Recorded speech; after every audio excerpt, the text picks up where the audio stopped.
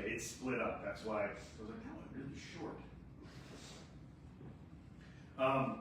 Well, we heard what Fred read, the Egyptians complaining, or not the Egyptians, the Hebrews complaining we should have died in Egypt. Would have been quicker, but it's simpler. It was easier. There was a part 2 here. I don't know why they split it. But Moses said to Aaron, say to the whole congregation of the Israelites, draw near to the Lord, for he has heard your complaining.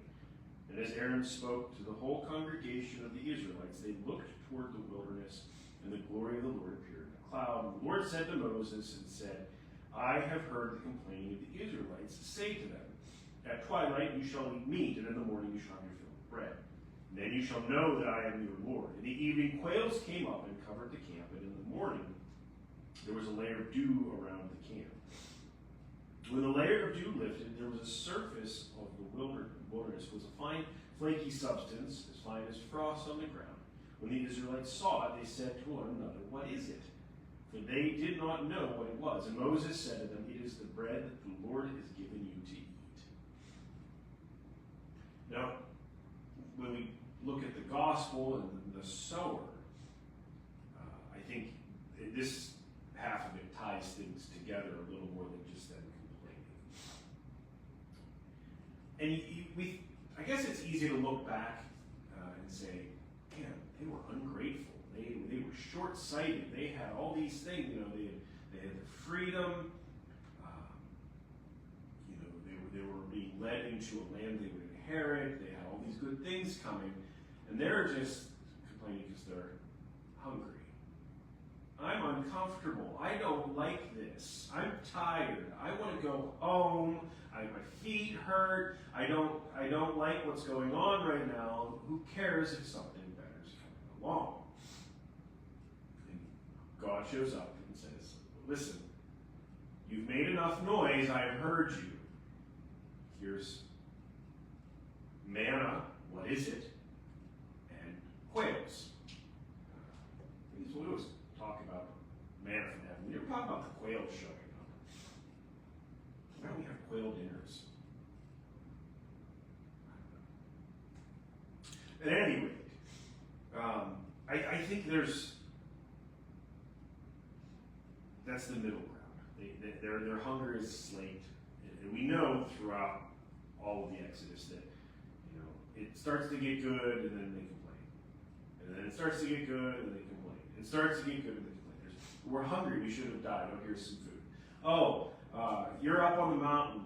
We want a God. We're going to make this golden calf while you're up there talking to God. We're going to start worshiping it, even though we know God's the one who let us out. And eventually, they get their kingdom or they get their land, and they're like, well, we want a king. So there's this roller coaster. And I think it's sort of parallel with what Jesus talks about with the sower. There's the seed that falls on the path, and it gets eaten by the birds. It gets a little tiny bit of hardship, doesn't even get a chance. They're just out of Egypt and they're already complaining. Then they go a little while. Maybe it's not the greatest soil, it's rocky soil, it's shallow, but it springs up, but it gets withered away. They turn to the golden calf. And then you see how this plays out. And I started by saying it was easy to look back and say, man, they were ungrateful. Because we know what's going to happen. We know the next 2,000 years of history, the next 3,000 years of history. So what are we ungrateful for? Where are we the ones saying, man, if we had only died in Egypt, where at least we were full of food. And it's funny because every time I hear people talk about, well, the way things used to be, on Christmas we used to have to get extra chairs and put out. Guess what? Not like that anymore. Maybe that was Egypt.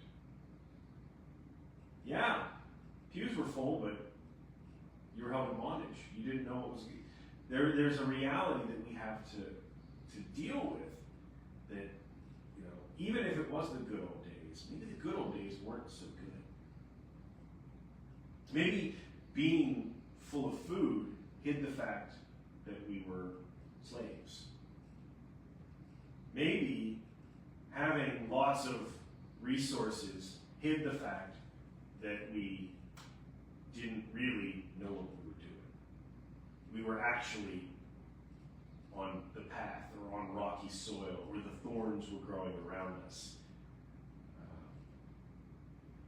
So we need to look at that and say, well, maybe the rough stuff is the good soil. Maybe it's the thing that's preparing us for the good soil.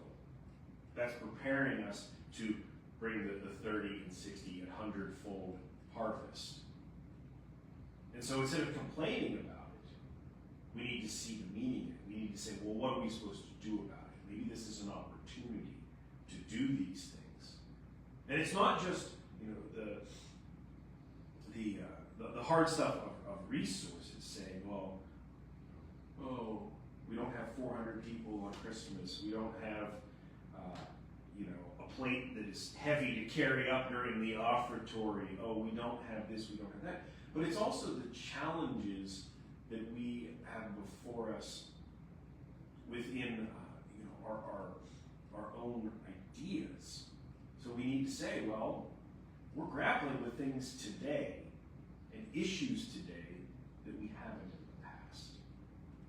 Or maybe there were issues in the past that were there to grapple with that we ignored because we have a full church on Christmas and we've got all these things. We don't need to address these issues.